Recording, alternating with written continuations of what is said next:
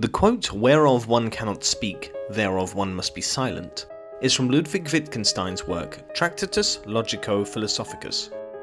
In this philosophical work, Wittgenstein presents a theory of language and philosophy and explores the limits of language.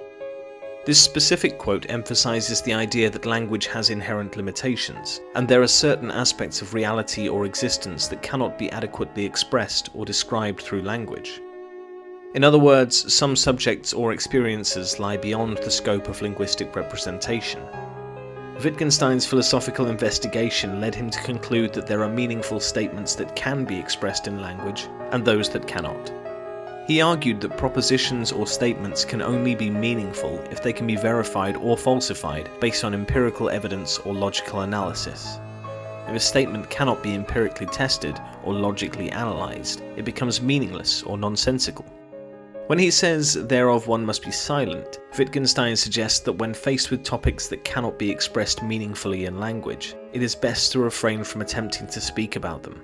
Instead of trying to articulate the ineffable or inexpressible, one should acknowledge the limitations of language and remain silent on those matters. This quote reflects Wittgenstein's later philosophical thinking, where he moved away from some of the views presented in the Tractatus, and focused more on the use of language in everyday contexts and language games in his later work, Philosophical Investigations.